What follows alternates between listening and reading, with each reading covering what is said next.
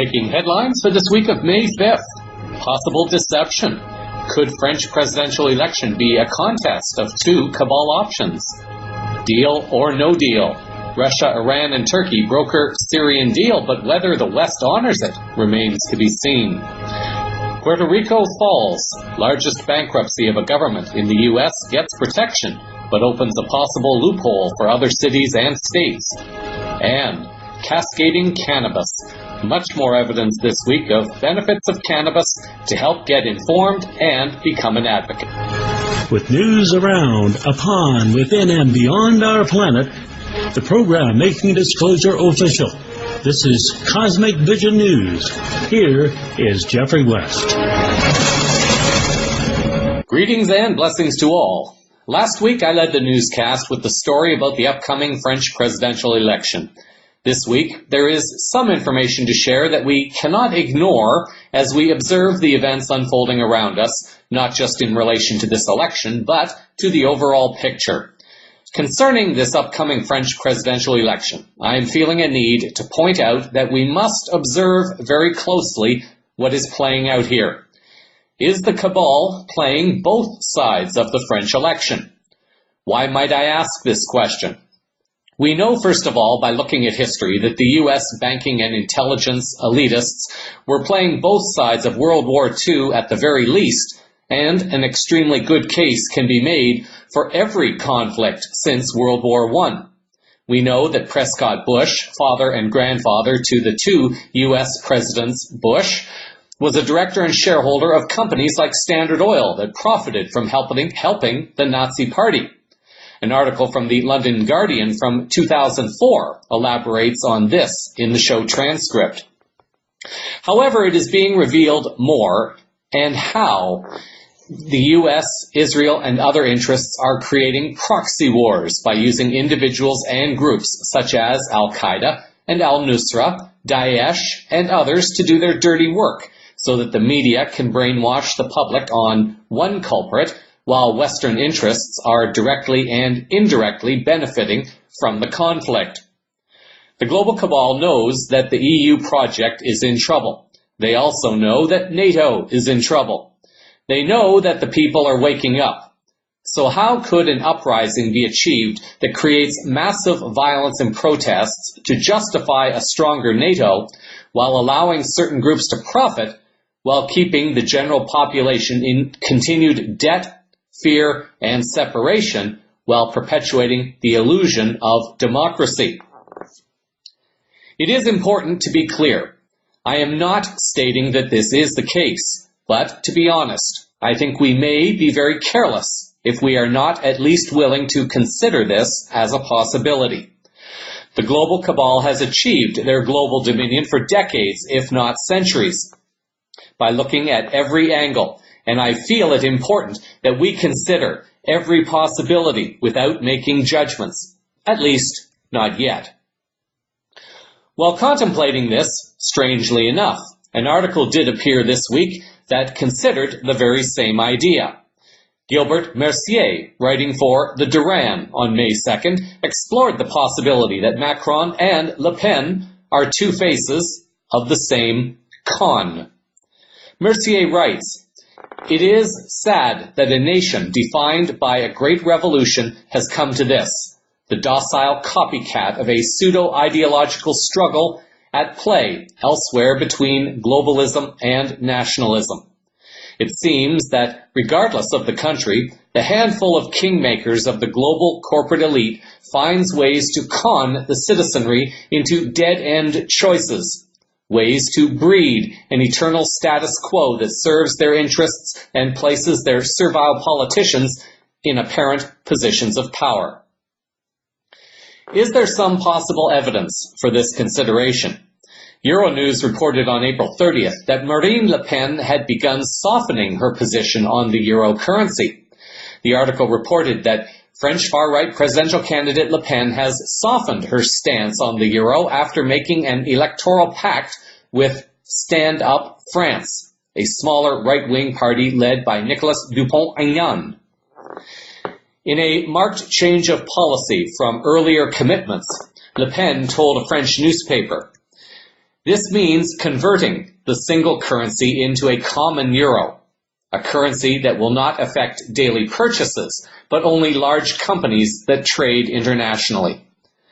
Before the first round elections, Le Pen's 35th policy of 144 read the following: to support French companies in the face of unfair international competition through the implementation of intelligent protectionism and the restoration of a national currency adapted to our economy, the vehicle of our competitiveness. There are also reports of the violence and chaos that erupted in Paris during the annual May Day March in that city. It would certainly be no surprise to find out that organizations linked to George Soros have been funding these uprisings to stir the population into a frenzy ahead of the vote.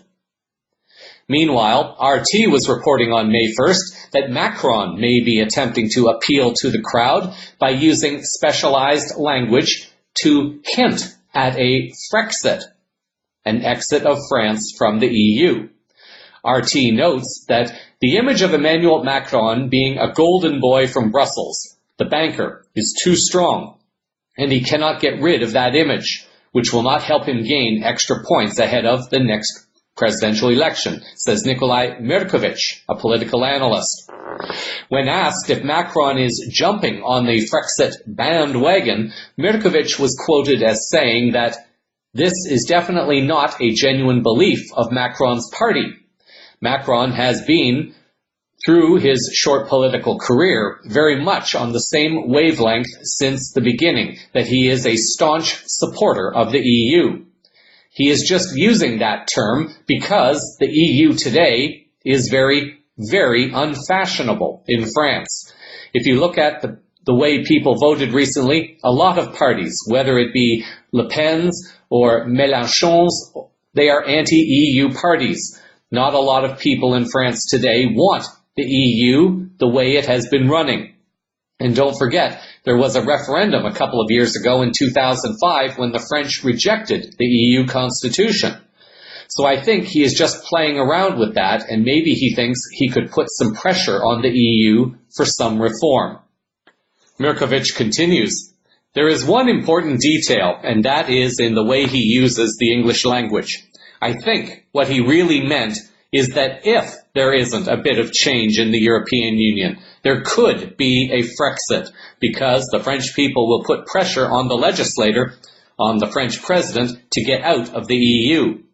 It's not him saying that he would lead a Frexit, it is him saying that if we don't change a bit the EU the way it is running today, there will undoubtedly be a Frexit, because the French people will want it. Or if the Front National wins the next time, then they will impose the Frexit.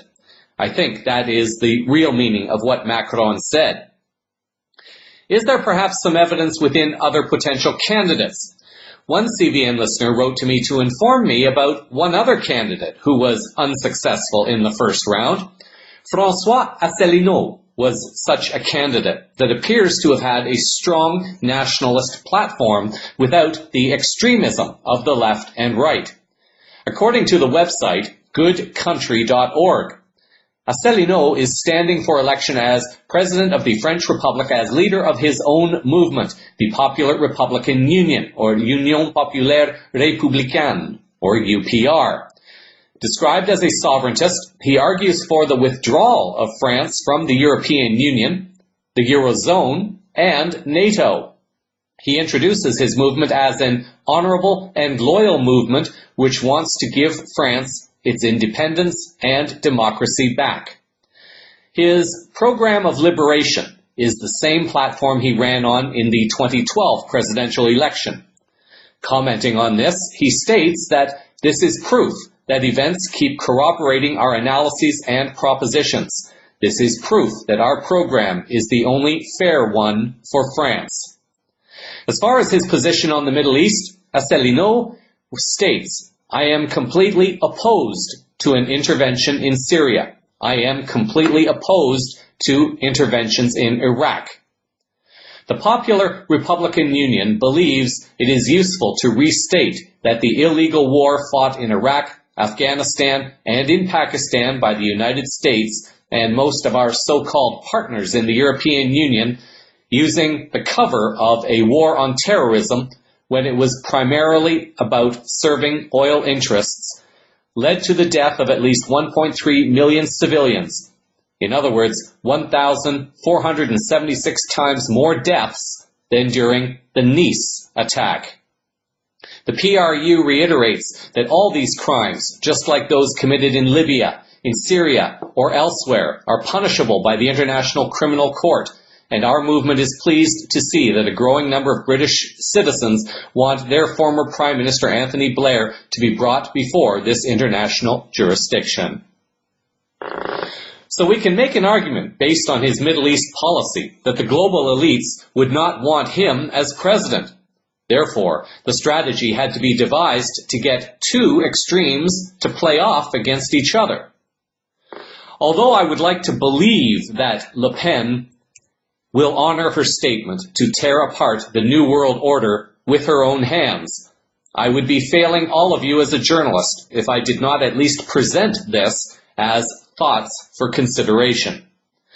Two other links will be available in the show transcript outlining the general principles for both Le Pen and Macron for any choosing to understand these two candidates better. The election takes place on Sunday, May 7th, and from there, perhaps we can get a better idea as to how things will look for France and for Europe at that time. In other geopolitical news, different sources, including RT, have reported this week on progress in the campaign to protect Syria from further destruction. In what will likely be yet another thorn in the side of the global cabal in trying to destabilize Syria and its leadership, RT has reported on May 5th that a deal has apparently been reached that will see the establishment of safe zones in Syria. The deal has been brokered by Russia, Iran, and Turkey. According to the article, the agreement for safe zones in Syria will come into force on Friday at 2100 Greenwich Mean Time, the Russian Defense Ministry announced. Russia, Iran, and Turkey negotiated the memorandum on Thursday in Astana, Kazakhstan. Speaking to journalists on Friday, Deputy Defense Minister Alexander Fomin said the deal brings hope for a more comprehensive cessation of hostilities in Syria. According to Fomin, it was supported by all principal players, including the UN, the U.S. administration, Saudi Arabia, and other nations, so there is a certain degree of guarantee that the memorandum will be implemented. It is coming into force tomorrow, or rather at midnight Moscow time on May 6th. Concerning the U.S., Fomin was quoted in the article as saying that the position of the United States, which welcomed the steps towards reducing the level of violence in Syria, improving the humanitarian situation, and creating the environment for resolving the conflict, has played a positive role. A BRICS Post article on May 5th reported that the new memorandum comes 2 days after a phone conversation between Russian President Putin and his U.S. counterpart Donald Trump. Both leaders had agreed that the suffering in Syria had gone on for far too long and pledged to do their utmost to resolve the crisis. Whether this means that the U.S., a certain group connected to the U.S. deep state, has surrendered its attempts to destabilize Syria, or whether it is another desperate Western ploy to attempt to deceive some and put more confusion into the minds of those who are attached to the mainstream media narrative of events, remains to be seen. A story I recently came across from a couple of years ago reveals a little bit more about Western involvement in events in Iraq and Syria, among others. The article by Shumas Milne, writing for The Guardian in June of 2015, looked at the trial in London of a Swedish man, Berlin Gildo, who had been accused of terrorism at that time in Syria. Milne notes that the trial collapsed after it became clear British intelligence had been arming the same rebel groups the defendant was charged with supporting. The prosecution abandoned the case, apparently to avoid embarrassing the intelligence services. The defense argued that going ahead with the trial would have been an affront to justice when there was plenty of evidence the British state was itself providing extensive support to the armed Syrian opposition. Milne closes with the following: "What's clear is that ISIS and its monstrosities won't be defeated by the same powers that brought it to Iraq and Syria in the first place, or whose open and covert war-making has fostered it in the years since. Endless Western military interventions in the Middle East have brought only destruction and division. It's the people of the region who can cure this disease, not those who incubated the virus." Of course, this perspective did not get much attention back at that time, except on some alternative media, such as CVN. For the vast majority of listeners, the mainstream media story about events anywhere, but especially within the Middle East, are generally accepted as half true at best, but completely false at its worst. At least twice, the mainstream media has attempted to brainwash the general public that President Assad used chemical weapons against his own people. At least twice, those stories have been disproven. A British journalist in Syria has apparently come forward to expose what he sees and believes is happening in the country. In an article appearing on the geopolitics.co website from May 3rd, the article writes the following: "In another huge slap against the mainstream media, a British journalist based in Syria is telling us the true story of the Assad chemical attack on Syrians, quote unquote.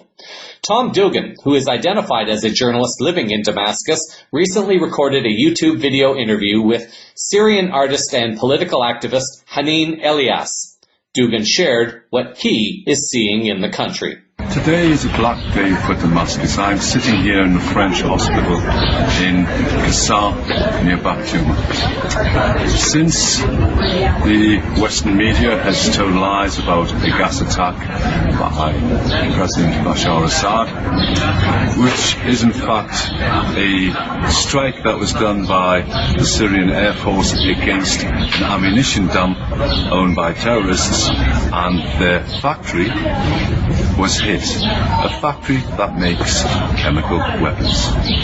But to Western press and Western media, they ignore all this and they go straight to the old rhetoric, the old narrative of gas attacks.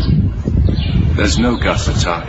It was a factory that was making chemical weapons that was destroyed, and the gas spilled out. So what's happening in the last days here in Damascus, or we can say the last 2 weeks? We are hearing bombings, shellings, and airplanes in the sky. The area of the TV building in Damascus was attacked yesterday. 12 people were killed in a library. Prior to that, there was another shell landed quite close to the Opera House at around about the same time as the opera people were going in to watch their opera. Everything is timed to perfection as far as terrorism is concerned. The attacks take place normally when it's the busy time of day, during the rush hour in the morning or the rush hour in the evening.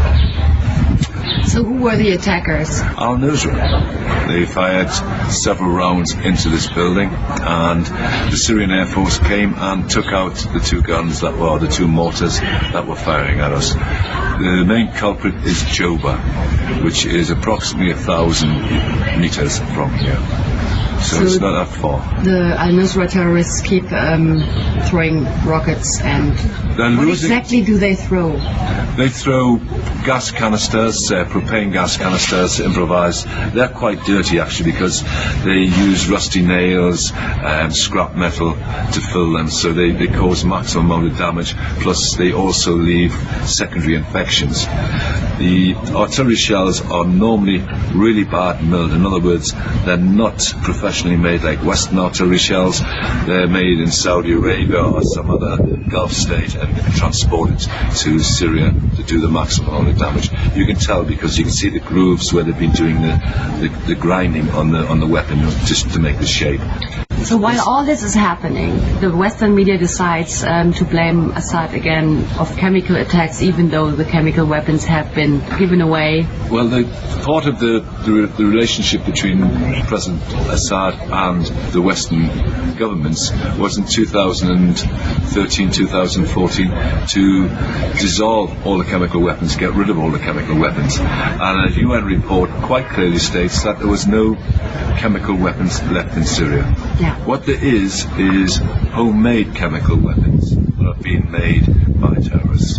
Chlorine gas, for instance. It's green. It's heavier than air. If you don't wash it off, it burns. The first thing it destroys is your eyes. And it has a really, really bad effect on children because it destroys the lungs, damages the lungs. So you say the rebels use the chemical weapons, and I say the rebels use the chemical weapons all the time. Put the blame on Bashar Assad.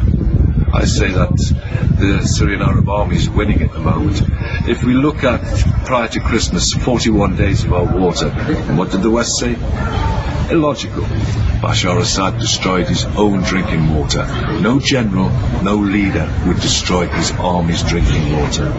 Nobody would stop the people from drinking. I mean, you live here since 4 years, right? Mm-hmm. You have a Syrian wife, and you are surrounded by the Syrian people day and night, and you even go to the front lines and film what the soldiers are doing, what's really happening in the war. So just tell us what the Syrian people want in one sentence, if possible. They want to go back to before the war. That's all they want. They want to be left alone. They want to just be safe, bring their children up. They want exactly what you and I want. They want peace and happiness. This is not a religious war, right? It's a war of proxy, a war of outside intervention. We're just hearing blasts. That's normal. Yeah. So now you realise what it's like for a Syrian citizen living in this area. Yes. This area is shelled all the time. You've seen today the amount of shelling that's come in. You heard yesterday about 12 people being killed inside a library. A library where students go Exactly. and learn. Not a military target. Exactly. Because they're losing on the battlefield, they're attacking soft targets. People in the street. Well, thanks a lot, Tom Duggan. It's my pleasure. In a separate interview by Elias, she spoke to U.S. military veteran Angelo John Gage sometime around April 14th. In this interview, Gage speaks out against his government's actions and that he stands behind Syria's Assad 100%. I just watched the clip where Assad says this whole thing's fabricated, this 100% fabrication. And I agree with him 1,000%, because our government has done this stuff before, many, many times in its history. You can't tell me you can trust the government 100%. The Iraq War was a lie, Gulf of Tonkin, I can keep going. Do your own research, figure it out. So we know our government has lied before. We know the people Assad is fighting have used chemical weapons several times, around 52 times. They also don't have any moral scruples about killing innocent people, beheading women and children, raping them, lighting them on fire, eating the hearts of dead soldiers. All on video, by the way. Not even hiding it. And by the way, now they accidentally behead children. Accidentally, according to the news. So, Assad is saying, look, there was a play, there was propaganda, and then there was an airstrike within 48 hours. That means we did not do our due diligence. You can't even argue that we did. Because if we had to do our due diligence, we would have sent people to inspect the air base before we bombed it. Because we would have found chemical weapons. You could argue, no, they would have moved them, and no, this and that. You didn't do your due diligence. How do you know it wasn't Al-Qaeda? You don't know. How do you know it's Assad? You don't know either. So nobody knows what happened exactly. They know there was a strike, and that's how clever the government is. They know there's a strike, and they're investigating the strike point. Of course there's chemicals at the point where the event took place, but that doesn't prove who used them. It's the stupidest way to prove something, but yet everyone's falling for it. Right? It's so dumb. It's like someone gets shot, and you go to the bullet wound to find out who shot the person rather than going with the other evidence, fingerprints and other things. That's how dumb people are. Because they're so invested in Trump. It's like a cult. I voted for Trump. But they're so invested in Trump that he can't do wrong. It's impossible. He can't be duped. Our government magically can't lie, even though it lied about all these other wars, including Iraq, with all their high confidence and undoubtedly know it's there. The same words. You notice that? Undoubtedly. It's no doubt. We have high confidence. All this means they don't have anything, because none of that means proof.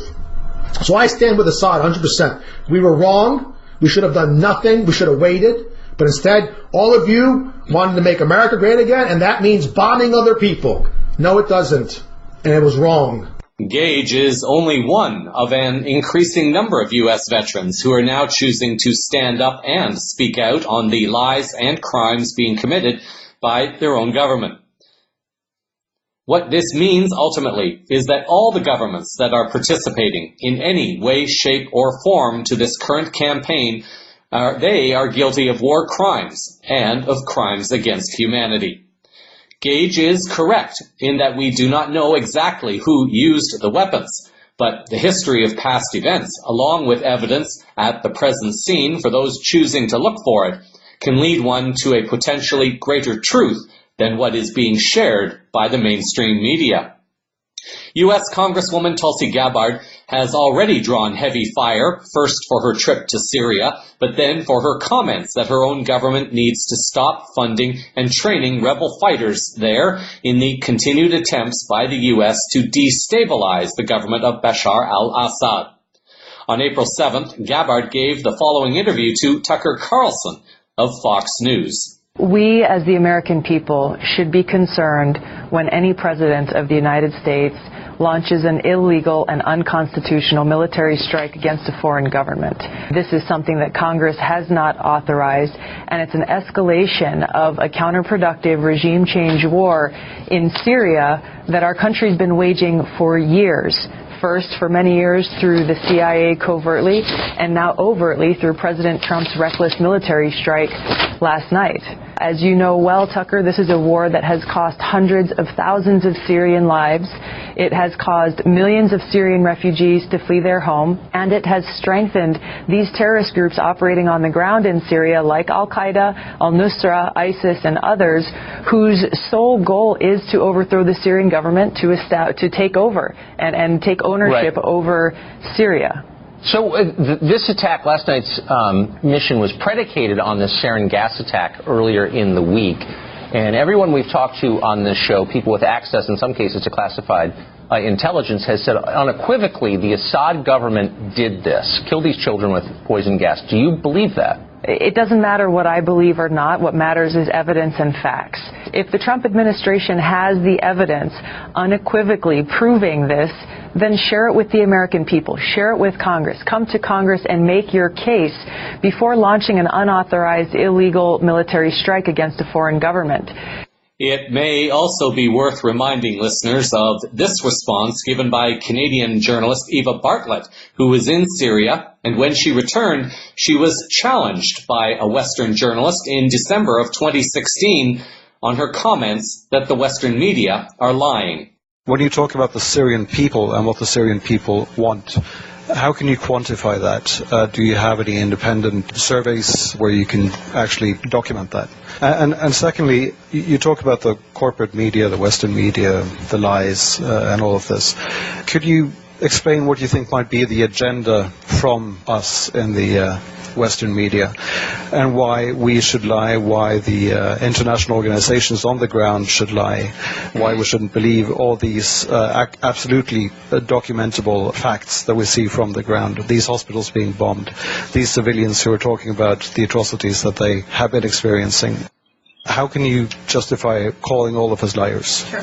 I mean, there are certainly honest journalists amongst the very compromised establishment media. Let's start with your second question. So, international organizations on the ground. Tell me which ones are on the ground in eastern Aleppo.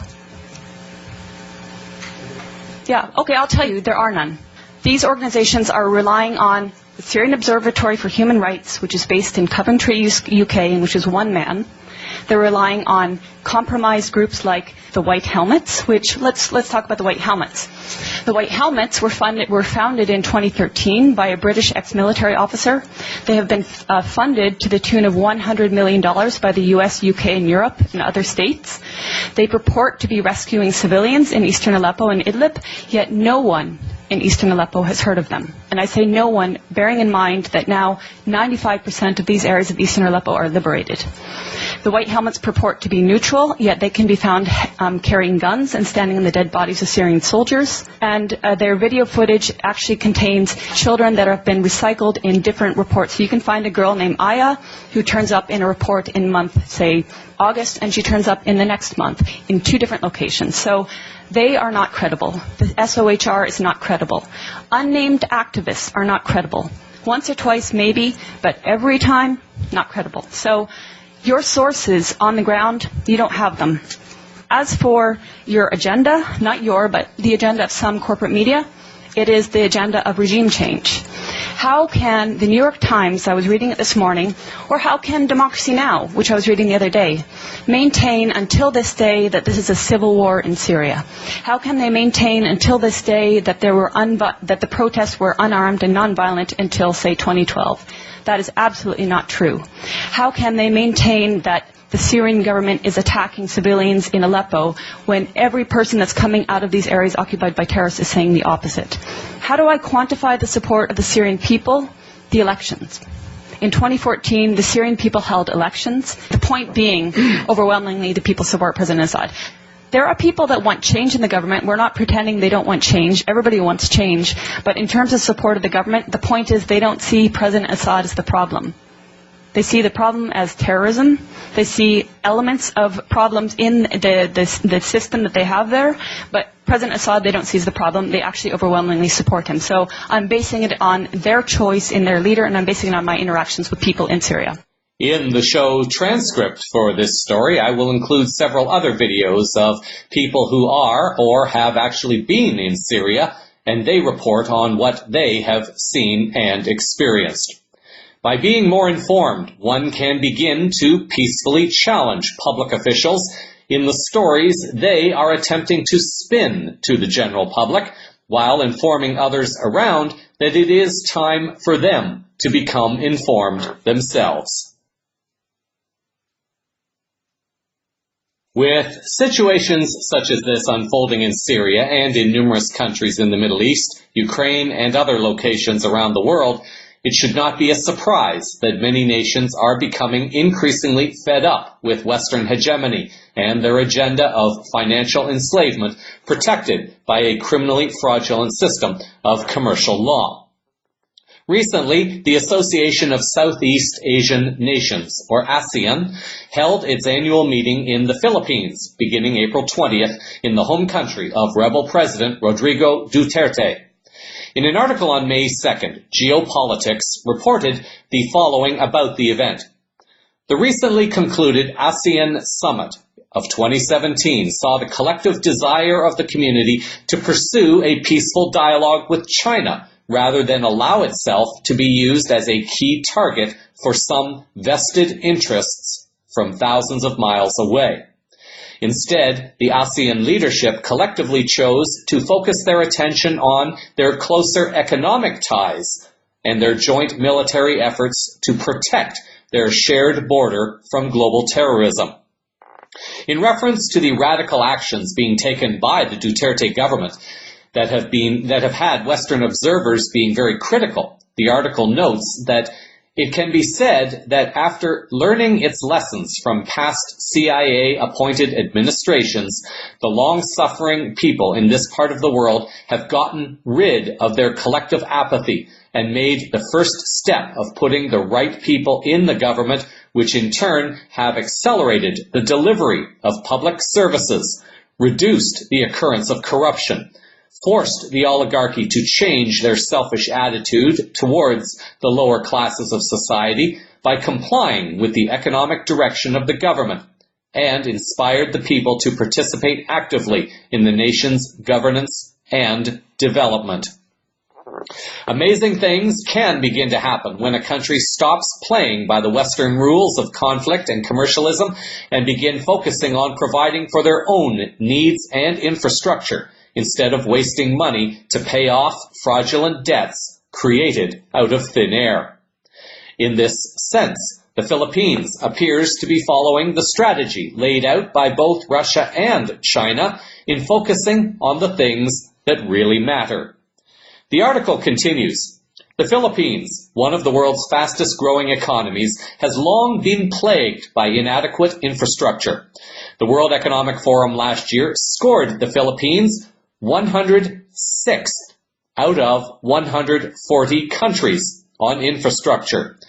Greater investment will help buoy an economic expansion that the Organization for Economic Cooperation and Development expects at 6.1% annually through the year 2021. The author closes with these pretty strong comments. So, the New York Times can screw itself down with its persistently unsubstantiated headliners. But in this part of the world, nobody cares anymore what the Western media are saying, except those local fifth columnists who are constantly frustrated in their stupid attempts at bringing down this government. How could they ever succeed with their self-serving agenda when it is the people themselves who are protecting this president? If something like this can happen here, there's no reason or rhyme that it can't happen in other countries. The oligarchy will have no other recourse but to submit to the will of the majority whenever they are united. The ASEAN bloc is choosing peace and prosperity rather than be embroiled in the endless wars and conflicts of the military-industrial complex. Meanwhile, in an article from the Associated Press appearing on the Bangkok Times website on May 5th, it is being reported that the UN's investigator on extrajudicial executions issued a veiled rebuke on Friday of Philippine President Duterte's deadly campaign against illegal drugs, saying world leaders have recognized that such an approach does not work. Agnes Callamard, the UN Special Rapporteur on extrajudicial, summary, and arbitrary executions, told a forum in Manila that badly thought-out policies not only fail to address drug abuse and trafficking, they also compound the problems and can foster a regime of impunity, infecting the whole justice sector and reaching into the whole societies, invigorating the rule of violence rather than law. She did not mention the Philippines by name. Ms. Callamard was an early critic of the Philippine president's anti-drug drive and has been challenged by Mr. Duterte to a debate on his campaign, which has left thousands of suspected drug dealers and users dead since he took office. It is always surprising to see Western or UN sources defend the use of killing when it supports the Western hegemony agenda, but they are quick to condemn anyone who uses a similar force against those who are working to destroy or destabilize a country or its leader. It is somewhat similar how the global cabal and Western media have managed to scare people into silence about speaking out against a forced migration agenda or against Israel Zionism by saying that anyone making such comments is immediately a racist or is anti-Semitic when this is not necessarily true at all. It also highlights, however, the importance of being informed if one chooses to speak out, so that one can adequately prepare for and defend oneself against accusations of this nature and begin to properly inform the public, while also letting the media and leadership know that people are becoming more aware and informed as to the games and tricks being used against the mainstream populations of the world. In financial news, if there ever was a textbook case, and I laugh as I say this because there really are tens or hundreds of thousands of such examples, of how the Western judicial system is so criminally corrupt, we can look to this week's filing by Puerto Rico in the U.S. for bankruptcy protection. An article on MSN.com on May 4th reports that the Puerto Rico collapse shows that debts seen as ironclad may not be. The decision to use a U.S. court to escape from its debts cast few ripples in the state and local bond markets where prices rose on Wednesday. But the action, once inconceivable for a territory that didn't have authority to file for bankruptcy, sets a precedent that could resonate with struggling states in the decades ahead. To put this into simpler terms, what that is basically saying is that any time a particular condition is facing a particular group of people, namely the global elites, it is okay to eliminate, modify, or rewrite commercial rules and give them the force of law without the informed democratic consent of the people of the nation affected by those commercial rules. The article continues, Puerto Rico's restructuring will be the biggest in municipal bond market history, vastly larger than Detroit's $18 billion record bankruptcy, and will mark the first time a state-level issuer has had debt written off in federal court. The precedent isn't about specific legislation, said Matt Fabian, a partner with Municipal Market Analytics. It's about Congress writing one-off legislation that hurts bondholders. That's possible. This is what the dysfunction of the commercial system of law can do to everyday people and to nation-states. A Reuters News Service article on May 3rd reported that the move comes a day after several major creditors sued Puerto Rico over defaults in bonds. Bankruptcy may not immediately change the day-to-day lives of Puerto Rico's people, 45% of whom live in poverty, but it may lead to future cuts in pensions and worker benefits, and possibly a reduction in health and education services. The island's economy has been in recession for nearly 10 years, with an unemployment rate of about 11%, and the population has fallen by about 10% in the past decade. A Bloomberg News Service article on May 3rd reported that hedge funds, including Aurelius Capital Management, Monarch Alternative Capital, and White Box Advisors, hold about a third of the island's debt. The financial collapse promises to impose deep losses on bondholders who for years snapped up Puerto Rico's securities, which are tax-free throughout the U.S. U.S. states can't file for bankruptcy, and investors bought the bonds were assured that it wasn't a legal option for Puerto Rico either. It seemed that everyone was expecting it, and this also raises lots of questions about who knows what in the financial world and how they can just help each other to cover up things and protect themselves and their investors with commercial rules that no one agreed to, except the lobbyists who drafted the legislation and the politicians who were paid to promote and pass it. Now that people are becoming increasingly aware of the criminal fraud being perpetrated by the fractional reserve model of banking, it is going to be time for people to also start realizing just how corrupt the legal system is and how it has been set up to benefit only the wealthy individuals and the nations seeking to steal and control other nations and peoples in attempts to get control of their natural resources and or their national assets. One country that has been completely stripped of its national assets is Greece, and this stems from several forced EU bailouts upon the Greek government that were transferred to the already impoverished Greek people.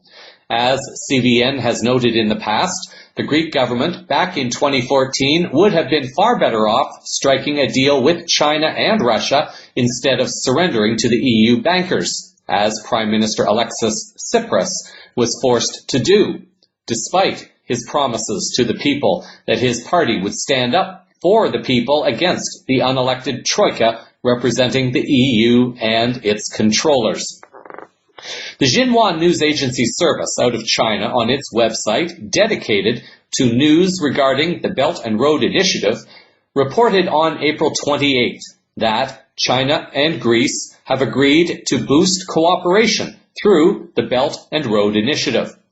Chinese official Liu Qibao, head of the publicity department of the Central Committee of the Communist Party of China, said China is willing to work with Greece to further deepen mutual political trust, mutually beneficial cooperation, and people-to-people exchanges. Tsipras said both the Greek government and the Syriza party attach great importance to developing relations with China and wish to take the Belt and Road Initiative as an opportunity to further advance bilateral cooperation in the fields of trade, investment, culture, science, technology, as well as tourism. Although not being reported actively in the Western press, significant movements are underway to lay the foundation for a new economic paradigm that includes a financial system with currencies backed by gold or possibly other metals and/or resources. The system is also creating a network alliance that will increasingly seek to isolate and eventually eliminate the US dollar as a global reserve currency if it has not been done already. It is very challenging to get wholly accurate information on subjects such as this, and I acknowledge that it may be difficult in knowing which sources to trust. Having said this, however, one only has to look at all the events unfolding around the world to recognize that something is not right, and it is more than abundantly clear that whatever paradigm our world has been existing on previously is no longer working. And it certainly has not been a paradigm that represented the best interests of most humans on the planet. An article authored by Daniel Lang, appearing on the Zero Hedge website on May 3rd, has noted some turbulence in the markets. Lang writes that there aren't any surefire ways to tell if the stock market, and perhaps the rest of the economy, is about to take a nosedive. That's because millions of people with millions of ideas are involved, so it's an inherently unpredictable system. However, there are certain players in our economy that have a lot more influence and insider knowledge than the rest of us. So when they make a move in unison, you know there's a good chance that something is about to go down. And that's exactly what's going on in the stock market right now. The people who would stand to lose the most if the markets crashed, the corporate executives and insiders, are all jumping ship and selling their stocks. As the investing public has continued to devour stocks, sending all three major indexes to record highs in the last few months, corporate insiders have been offloading shares to an extent not seen in 7 years. Selling totaled $10 billion in March, according to data compiled by Trim Tabs. Another textbook example of criminal fraud taking place within the stock markets. The article continues with this. It's a troubling trend facing an equity market that's already grappling with its loftiest valuations since the 2000 tech bubble. If the people with the deepest knowledge of a company are cashing out, why should investors keep buying at current prices? The groundswell of insider selling has the attention of Brad Lamensdorf, portfolio manager at Ranger Alternative Management, and he doesn't like what he sees. This is definitely a negative sign, Lamensdorf wrote in his April newsletter. They do not see value in their own companies. And this isn't a recent trend. While ordinary investors were optimistically diving into the stock market after Trump was elected, these people were dumping their stocks as far back as February.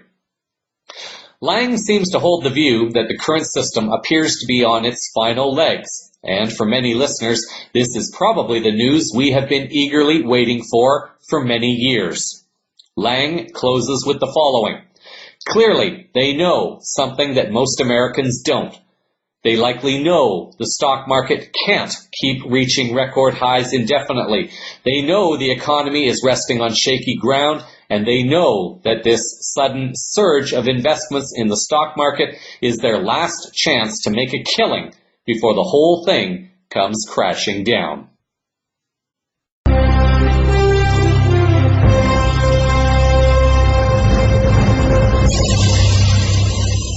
Over to some tech-related news now for this week. There appears to be another source of energy that is making breakthroughs in the mainstream consciousness recently. According to Fiona MacDonald, writing for Science Alert on May 1st, the UK's newest fusion reactor, ST40, was switched on last week and has already managed to achieve first plasma, successfully generating a scorching blob of electrically charged gas, or plasma, within its core. The ST40 is what's known as a tokamak reactor, which uses high-powered magnetic coils to control a core of scorching plasma in a toroidal shape. The aim is for the tokamak reactor to heat plasma up to 100 million degrees Celsius, or 180 million degrees Fahrenheit, by 2018, 7 times hotter than the center of the sun. For this reactor, that's the fusion threshold, at which hydrogen atoms can begin to fuse into helium, unleashing near-limitless clean energy in the process. David Kingham, the CEO of Tokamak Energy, the company that makes the ST40, was quoted as saying that today is an important day for fusion energy development in the UK and the world. We are unveiling the first world-class controlled fusion device to have been designed, built, and operated by a private venture. The ST40 is a machine that will show fusion temperatures 100 million degrees are possible in compact, cost-effective reactors. This will allow fusion power to be achieved in years, not decades. Many will jump to the conclusion that this is a nuclear fission reaction, the same kind of process that is used in nuclear power facilities. This is not the case. The article explains that nuclear fusion is the process that fuels our sun, and if we can figure out a way to achieve the same thing here on Earth, it would allow us to tap into an unlimited supply of clean energy that produces next to no carbon emissions. Unlike nuclear fission, which is achieved in today's nuclear reactors, nuclear fusion involves fusing atoms together, not splitting them apart, and it requires little more than salt and water, and primarily produces helium as a waste product. Although the initial groundwork has been achieved for success, it is still going to take at least a year or two to fully achieve the goals being set for this project, if they can be reached at all. Given the rate of change in the world at this time, I would suspect that other sources of energy, even free energy, will be more abundant by that time. Take, for example, the SEG energy device. CVN first reported on this device a couple of years ago under its original name, the Searle Effect Generator. It has since been renamed to the Spatial Effect Generator. According to the company website, the SEG, originally known as the Searle Effect Generator, is a small portable device approximately 1 meter in diameter, which generates 15 kilowatt hours, and you can use to power any device which runs on AC or DC voltage. It requires no other source of fuel other than free-floating electrons, which exist everywhere in nature. It is modular in design, allowing you to stack units together, and contains magnetically suspended bearings, which produce no friction, allowing it to essentially last forever. It can power anything from vehicles, homes, businesses, urban or remote. Connect enough together, and you could even power an entire city. In a recent interview around April 28th by Patty Greer and Alfred Weber, they spoke with Fernando Morris, CEO of SEG Magnetics, to look at updates with the company and the potential of their SEG device. In a small excerpt from the almost 2-hour interview, Morris shares the following. First of all, I should update everybody that this business venture has evolved, and the organizational structure is now consolidated into SEG Magnetics Incorporated. And we're based here in San Diego, California, and we're having our best year ever because we're actually making a great deal of progress in the development of the technology. The reason we're so dedicated to this business venture is because it's also a humanitarian venture. It has the hopes and dreams of a lot of people because we're talking about a technology that will harness energy from the environment without compromising the environment and supply electrical power. I had plenty of time to review the technology, the man, the history, and also test out the concept itself. And everything to me tells me that this is a world-class solution. It'll make our civilization viable, because right now it is not. We're actually compromising the environment. What I'm disappointed about is that the support does not really exist for such a solution. It's like the world is engaged in their current paradigm. They got revenues already channeled up to whatever they're doing. So unfortunately, it appears that the industries are not willing to change quickly. And the government is not really looking for drastic solutions, just small improvements. But what we have here, I spent a lot of time, money, and effort in set up the opportunity for investors and individuals to get on board and help take this technology into production. In the interview, Morris is asked to explain the device, and this is available for those who wish to listen to the longer interview, which will appear in the show transcript for this story. The website may offer a slightly easier analogy to understand. If one can picture a hydroelectric dam where water is held back and then let through at a rate that will maximize the rotation of turbines, allowing electrons to flow. As the hydroelectric motor is regulated with flow of water, more power is understood. As the SEG motor regulates the flow of electrons, more power can be understood just as well. The SEG functions in a similar manner. The device is donut-shaped in its basic form. For those who know the game of curling, you can picture this device as looking like the rings at the end of a curling rink with a button in the middle. Electrons are drawn into the hole in the center, charged and then pushed to the first ring, then to the second ring, and then to the outer coils that receive the energy. The following animation, hopefully, explains a bit more. This is Amy, just one of an uncountable number of negatively charged electrons seeking a positive destination. She finds the positively charged neodymium core irresistible and enters the Searle converter device, becoming part of an enormous reservoir of electrons. Inside the neodymium, Amy meets Neo, an electron from the neodymium core.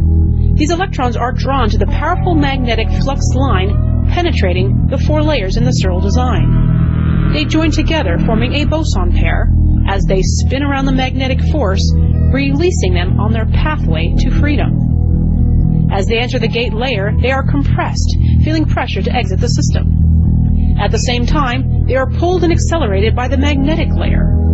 Their energy continues to increase, racing through the emitter layer, joining trillions of other boson pairs that form the eddy current on the surface of plate 1. The boson pair is captured by the roller and blasted into the positively charged neodymium core of the second stage plate, repeating the activity into the third stage of the Searle device. With tremendous energy, Amy and Neo are hurled forcefully into standard coils, where they are collected in the same manner as any generator of electricity. Nothing is created or destroyed. The circuit is complete. This company and this device have been around for over 5 years now, so it is hoped that This device will be able to be fully developed, produced, marketed, and made available to the world as soon as possible. There are many making claims of free energy devices. As was heard on CVN a few weeks back, one of the challenges with these types of devices appears to be that the nature of the energy changes at a particular moment. And even if a device works at one stage of development, it seems to change when it reaches another point of development, which has frustrated creators and investors alike. Whether this ends up being a real solution remains to be seen. As Morris noted, governments do not seem to want to see major solutions released too quickly. They seem to want things released slowly, perhaps so they can control the output of information. Companies will certainly not be able to profit from this, so it might be expected that a government will support a solution like the first device mentioned, the nuclear fusion device, because it will be more expensive to make and longer to make it, which allows the government to slow things down while still making money or at least supporting their corporate supporters. However, the truth is getting out there, and it is getting harder and harder for elite-controlled groups to keep information hidden as people continue to awaken and place the needs of humanity and the planet ahead of personal wealth or power. It is this shift in consciousness that will move the planet forward towards massive evolution in co-creating a new Earth with a life-honoring vision. In a few tech-related quick headlines for this week you may be interested in exploring.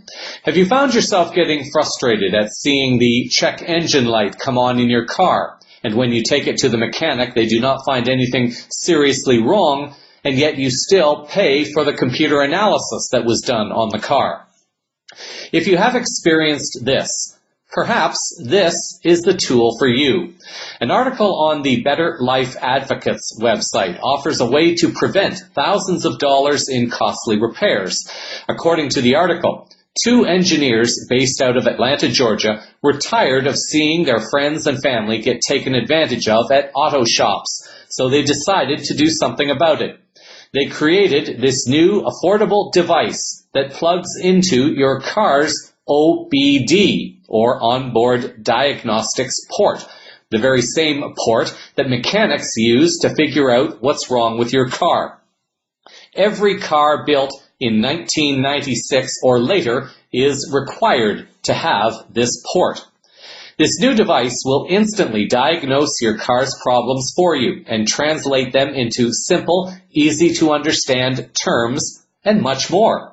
Meaning, the next time a mechanic is trying to pull one over on you, you can call them out on it. The best part, if and when that check engine light comes on, Fixed, F-I-X-D, tells you exactly what's causing it in a way anyone can understand. No more looking up codes or taking it to the dreaded auto shop only to be given a list of unnecessary repairs. Never again. You can also turn off the check engine light right from the Fixed app if the problem is not serious or if you want to see if it will reoccur. The device, as mentioned, is called Fixed. The word fix with a letter D after it. One unit costs about $60 US, and the site appears to have a special on right now if one wants to buy 2 or 3 devices. Buy one, get the second at half price, or buy 2 and get the third free of charge. It looks like 4 simple steps are all that is required to connect the sensor device to your car and then to your mobile phone. For more information on how it works and the pricing, the links will be in the show transcript. Last week, I offered some alternative social media sites that people may wish to consider. There was one that I have a link to that I forgot to share last week. This new site, I believe, will be formally launching near the middle of June. The site is called Mir. The word Mir is a Russian word meaning peace, universe, and world. Put them together, Mir, and it means peace to the world or to the universe. According to the website, Mir is for privacy fighters and change makers, activists and advocates, yogis and vegans, meditation enthusiasts and sacred geometry followers, preppers and alternative news readers, raw fooders and health-conscious individuals, urban gardeners and alternative technology lovers, the kindness deeders and peace promoters of the world. But there is a shift happening right now which is slowly changing the way information is flowing online. The internet has turned from a free and open space to something of a means to promote a specific agenda. So why is Mir being developed? Because the future needs more free thinkers, the doers and creators. The future where privacy is respected, where information is free-flowing and uncensored, and your data is not sold or given away to anyone. And that future, I believe, is now. This moment, this new internet is our chance to keep our online privacy and freedom alive and share and connect the way you want, with whom you want, and how you want. This was from the Max Sidorov. Now, the site was founded and fully funded by Sidorov. The website states that he is a best-selling author of 4 alternative health books that have helped over 200,000 people from over 38 countries deal with weight loss, heart disease, diabetes, cancer, and other health conditions. For the past 5 years, he has put all his earnings from the sale of his books towards Mir and believes it can change how we as a global community connect, share, and create. The social networking site claims that it will make Facebook redundant. At this time, the site claims that there will be no censorship, that it is people-powered, and it is not controlled by corporate interests. As well, people can make anonymous postings while using an encrypted, self-destructing messaging option. One can also buy and sell using Bitcoin. And for whistleblowers, Mir claims to offer encrypted whistleblower sharing and data transfer. The show transcript will have the links, but this may also be one social networking site that is worth considering for the future if it resonates with you. Now, for those using Facebook, I had a CVN listener, Ed, contact me, and he suggested something that may benefit and help those who want to cut out some of the fluff from their Facebook pages and news feeds. There is a website, fbpurity.com, that offers a software app that can be installed to your particular browser and computer. I found that I was able to install it very easily. A window popped up in Facebook and it recognized that the app had been installed, and I was given the option to set all my preferences. From the window, you can click on different headings, and then you have the option to deactivate or leave active various options. So far, it appears to be working well, although the developers advise that if Facebook makes any changes, it may affect how FB Purity works. However, you can stay on top of any updates. The app is currently available for free, although if you really like the product, the developer would certainly appreciate donations to support himself.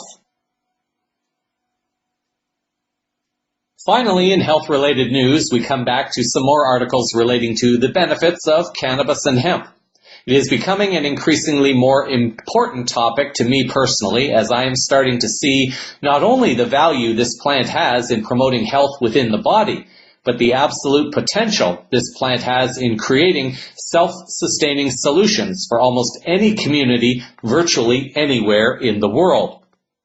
Over the last few months, since my last stories on cannabis and hemp, I have acquired a list of over 40 new links to stories addressing different topics and benefits relating to this plant.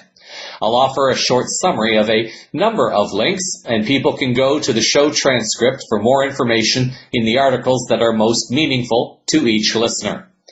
Several articles this week report on the benefits that cannabis can offer to children who have been diagnosed as having autism. Claire Burnish, in an article for naturalblaze.com on April 26th, reports on a first-of-its-kind study on cannabis taking place in Israel that is revealing amazing potential in the treatment of autism. Of course, the corporate governmental criminalization of this plant continues to be the big problem. Burnish writes that as long as cannabis prohibition remains in effect, an overwhelming likelihood, given the profiteering possible at every level of the system, from police departments to courts to for-profit prisons and so on, children and adults will needlessly suffer without the healing powers of a substance that couldn't get anyone high.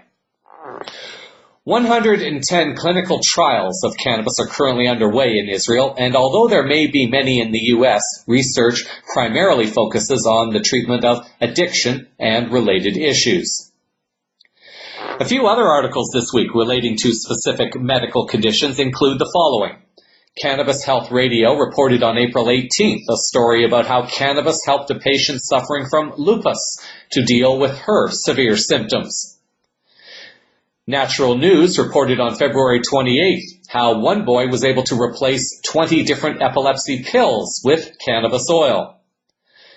Cannabis Connections reported on a woman whose story was reported on CVN about 2 years ago and how she was able to replace 40 medications and heal pain in her body by juicing raw cannabis. Heather Morris, in an article from December 13th of last year, reported on how cannabis oil is achieving success as a treatment for chronic obstructive pulmonary disease, or COPD. Delilah Butterfield, in an article from February 23rd, shares how one cannabis company has designed a pain patch that can be used in the treatment of fibromyalgia and nerve pain. An article on the Marijuana Doctors website explores the benefits of cannabis in treating rheumatoid arthritis. In a Huffington Post article from March 16th, actor Patrick Stewart, best known for Star Trek: The Next Generation and The X-Men, reveals that he uses marijuana daily to help with symptoms of his arthritis. Avital Norman, in an article from January 9th, offers more information on how cannabis oil can help save a cancer patient's life. A London Mirror article by Alison Phillips in March notes how one mother gave cannabis to her dying son and he made a miracle recovery. A Real Pharmacy article has reported that the National Cancer Institute has apparently, quietly, confirmed that cannabis can cure cancer.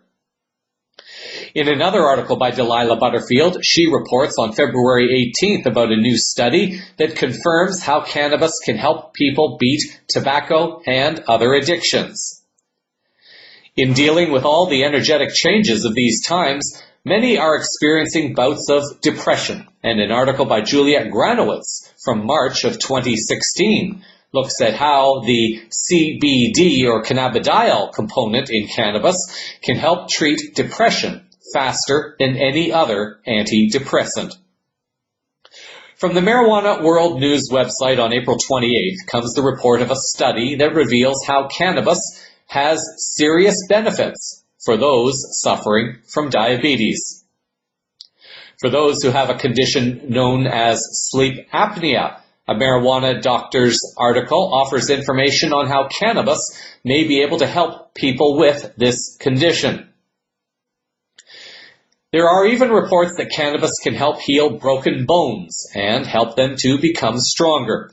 This is according to an article from the realpharmacy.com website.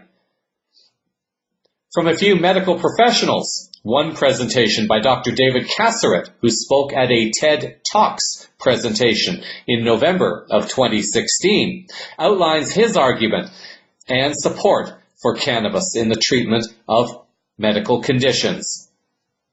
Even the CNN so-called medical guru, Dr. Sanjay Gupta, publicly admitted on CNN in 2013 that he was wrong and had changed his mind about cannabis. The show transcript will have 2 videos outlining his statements about cannabis. It is important for me to state here that even though there is increasing evidence to support the healing potential of cannabis, it may not necessarily guarantee that your loved one or that you will be healed. One's sole contract may prevent someone from benefiting from cannabis-related treatments until one also deals with the emotional roots of the issue that caused the illness or condition in the first place. If one's soul contract has finished up on earth, it is possible that no amount of treatment of anything will be able to keep a soul here that has decided its time is over. Even after all is said and done, and the best efforts have been made to help someone to heal, it is possible that one's soul has decided that its purpose is finished on the earthly plane and it is time to leave. An article on the CannabisRadio.com website explores how cannabis can be used to help patients facing the end of their physical life to pass more peacefully with the use of cannabis. One way to perhaps start with cannabis, as mentioned earlier, is through juicing, because this will not cause the psychoactive high. Another possibility is through a cannabis-infused tea. Rachel Garland, in an article from January 9th, offered 7 reasons to start drinking cannabis tea. The tea can help to reduce chronic pain. It can alleviate anxiety and depression. It can improve lung health as well as heart health. It can reduce symptoms of nausea, alleviate bowel problems, and also help prevent Alzheimer's disease.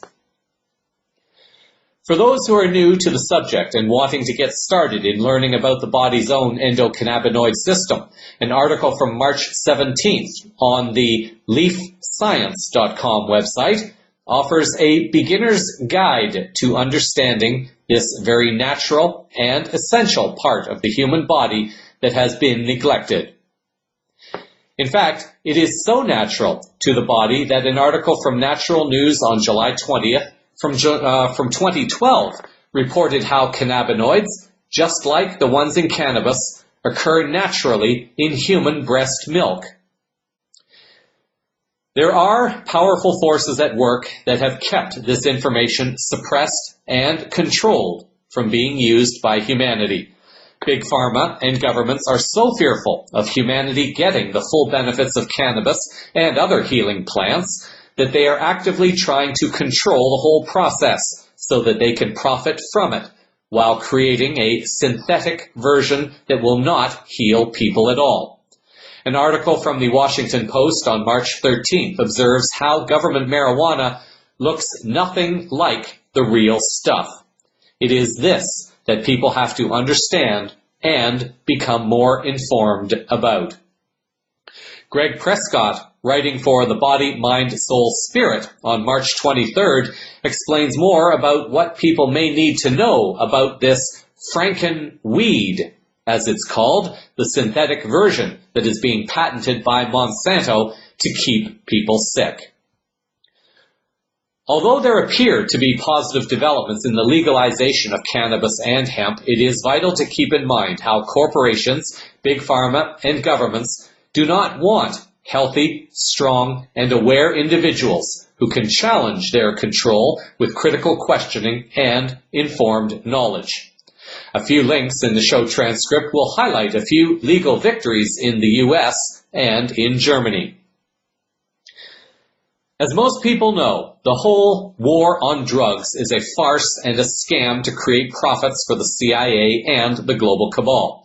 From December of 2016, an article on the illegally-healed.com website shares the story of a former Drug Enforcement Agency spokeswoman who has apparently claimed that marijuana is safe and the DEA knows it. Yet, people worldwide continue to suffer from the illnesses that have been caused by governments and corporations, while only being allowed access to the more dangerous so-called solutions that they offer because they know what is healthy, not for the people of the world. The global cabal has done a remarkable job in brainwashing people to think fearfully about a plant that is completely natural and completely safe. far safer than tobacco and alcohol, and yet these are legalized because they contribute to conditions that allow big pharma and big medicine to profit from illnesses and diseases, while keeping people sick enough so that they will not focus on the crimes being committed, and while simply accept a life of illness and discomfort. Johnny Green, in an article on April 27th, notes 5 ways to help promote the stigma around cannabis. He writes that many people stay in the cannabis closet because they are afraid of what people will think about their cannabis use. Supporters of cannabis reform who don't even consume cannabis often fear speaking about it for fear of discrimination and persecution. His 5 suggestions for helping to promote awareness are: 1. Be a responsible cannabis consumer.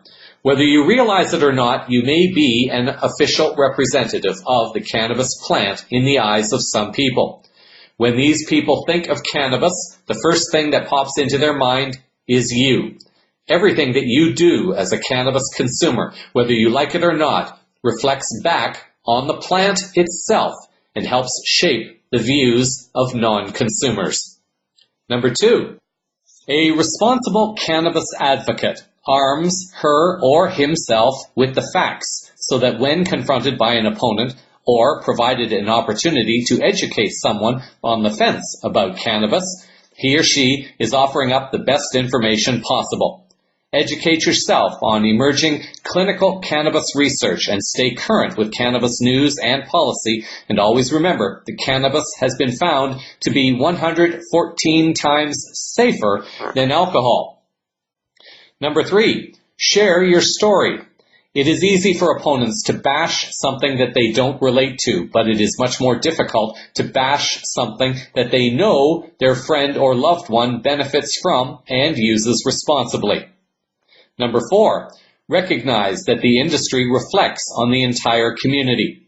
People like the fact that the cannabis industry creates jobs, generates tax revenues that benefit everyone, and boosts local economies. The cannabis industry is what they think of when they think of cannabis reform. Only support cannabis companies that are good stewards of the cannabis plant. In doing so, consumers do their part in helping reduce the stigma via the cannabis industry. And number 5, support reform efforts in a meaningful way. One of the top ways to help end the stigma is to help end cannabis prohibition, which is the foundation that the stigma surrounding cannabis is based upon.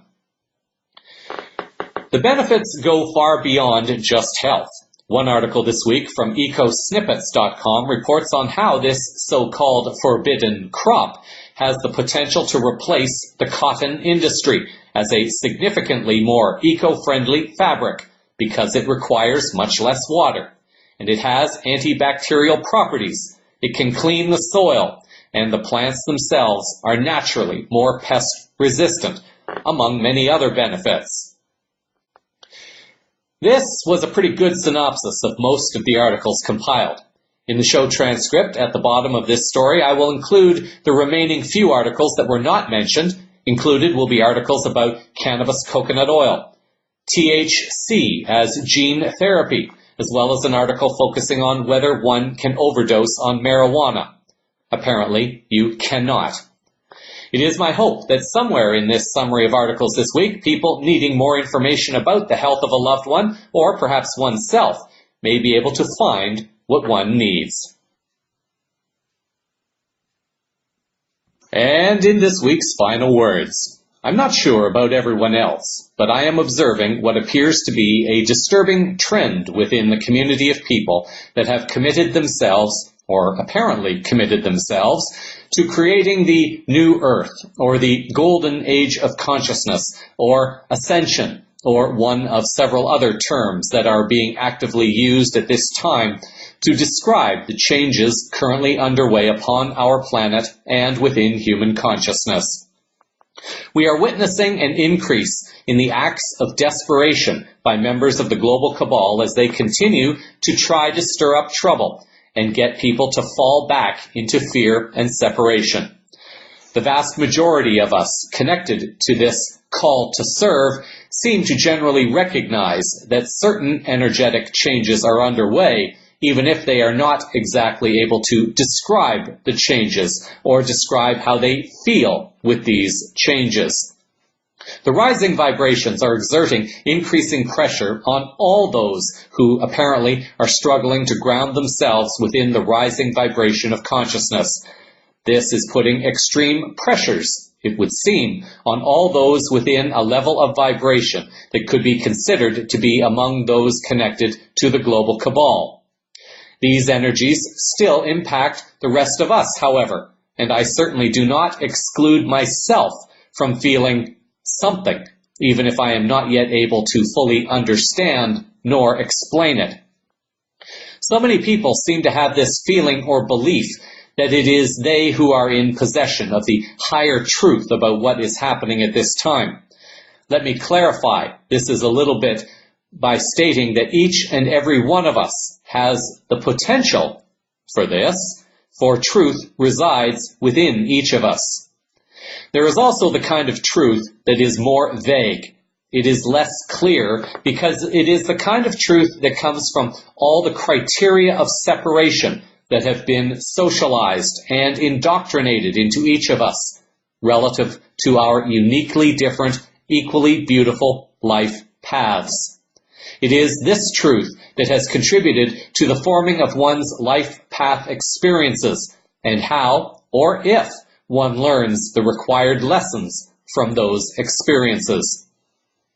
These changing energies appear to be impacting people in ways that are causing them to become more judgmental and critical of others in their alleged service to humanity. There are those claiming to be more awake and aware who are beginning to openly attempt to discredit and disqualify other sources of information. I will use the word light workers because it seems to be a term that many people understand. Light workers are turning on other light workers, and the information-disinformation campaigns are becoming increasingly more intense. I have often stated the quote from an unknown source that many people do not want the truth. What they want is the reassurance that what they happen to believe is the truth. People in the alternative media are turning on other sources. Some within the disclosure community are turning on others within the disclosure community with accusations of one kind or another. Many times I have almost fallen into the trap of engaging people's comments on social media pages until I stop, breathe for a moment, and ask myself what part of me is really speaking on this particular discussion. 95% of the time, it is usually my ego, and I then erase what it was that I may have been writing, and I walk away from the discussion without posting anything. At that moment, I am choosing not to participate in a conversation charged with negative energies. It is not my desire to keep that conversation alive by buying the experience of that conversation when I pay attention to it. I might gently offer the following for your reflection and consideration. If you come across any conversations or postings of people trying to be critical of others, or by trying to discredit their messages or the reputation, please consider carefully what you are engaging when you pay attention to that scenario, and then buy the experience of whatever you are feeling from it. The energies are impacting each of us differently. It is not my place to be critical, at least publicly, of another individual or source as being wrong or bad. I have been wrong before on this newscast, and I'm quite certain that I will be wrong again at some point, even though I try my best. If people want to speak out against channelers or against whistleblowers or against disclosure advocates or any others, you may wish to do serious self-reflection before posting or stating any such comments publicly. Any individual choosing to be critical of another without knowing the life path of the individual being criticized may be wise to simply hold back from commenting and let the higher truth reveal itself. It is a very challenging call to make, to be critical of one who is held within high regard, rightly or wrongly, within the community of people attempting to honor humanity and the planet. I suspect that this is how the disinformation community has been so successful in fragmenting this group and preventing us from truly uniting in our power, because we engage in petty bickering and fear-mongering without focusing on what we actually are standing in support of. We are seeing the global cabal being exposed more and more at this time, and this is a very good thing, regardless of whether or not some still do not see or understand all of this. Let others reveal their personalities, their energetic addictions, and their controlled dramas in what they say and do publicly. You have the choice to remain a neutral observer and to not engage. Does this mean you should never engage? No, it does not. Maybe there are certain conversations that you were meant to contribute to in some meaningful way without necessarily taking an aggressive stand against any one or anything in particular. Be aware of what you are engaging in and understand the potential consequences of choosing your engagements. If you can live with the potential consequences of a particular engagement, then so be it. There is no right or wrong, only that which serves one's own highest good in any one moment of now. At this time, it is becoming so very confusing to fully know and discern who is sharing meaningful information and who is not. Some offer a very complicated mixture of both information and disinformation, sometimes intentionally, and in other cases, perhaps unintentionally or unconsciously. Let the changing energies expose those who are to be exposed at this time. And may I please ask that you consider carefully before following someone else's lead, regardless of how respectable you may consider that source. If that source seeks to be critical of others without knowing the full and complete picture. There are very few of us, if any, who have access to this full and complete picture right now. For if one was, she or he would very likely be targeted, killed, or in the line of fire for the global cabal.